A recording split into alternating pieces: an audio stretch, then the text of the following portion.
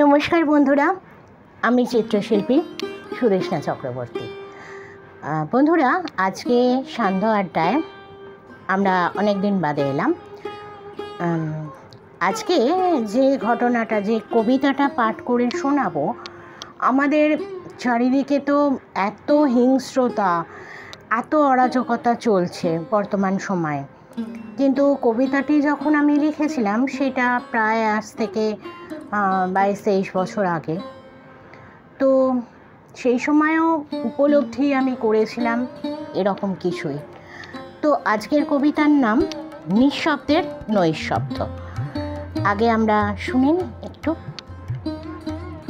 সেদিন সন্ধ্যায় আলো আঁধারির মাঝে গাছের ছায়ায় নিঃশব্দের নৈঃশব্দ ভেঙে এক শিশালো শব্দে চমকে উঠলাম।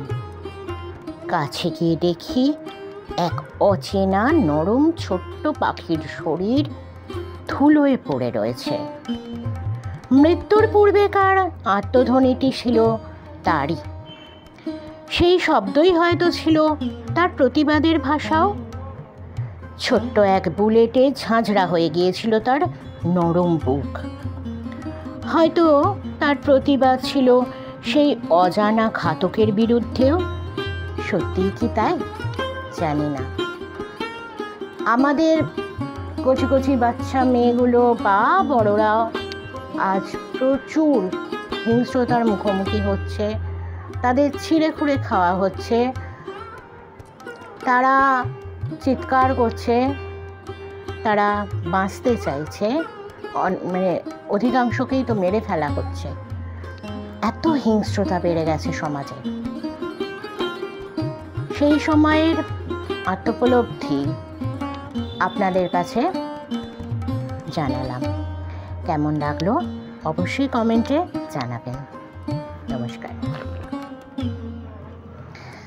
আজকে আমরা আবারও ফিরে যাচ্ছি রবীন্দ্রনাথ ঠাকুরের কাছে এবং তারও একটি কবিতা আপনাদের কাছে পাঠ করে শোনাচ্ছি।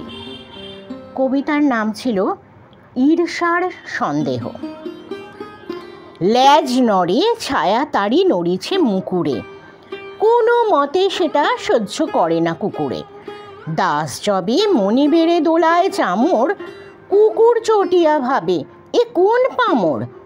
গাছ যদি নড়ে ওঠে, জলে ওঠে ঢেউ, কুকুর বিষম রাগে করে ঘেউ ঘেউ। সে নিশ্চয় বুঝিয়াছে ত্রিভুবন দোলে, ঝাঁপ দিয়া উঠিবারে তারই প্রভু কোলে। মনিবের পাতে ঝোল খাবে চুকু চুকু, বিশ্বে শুধু নড়িবেক তারই লেজটুকু। আজকে এই ছিল আমাদের সান্ধ্য আড্ডার দুটি কবিতা। কেমন লাগলো অবশ্যই জানাবেন কমেন্ট বক্সে। আজ এটুকুই থাক, পরের দিন আবার আমরা ফিরে আসবো।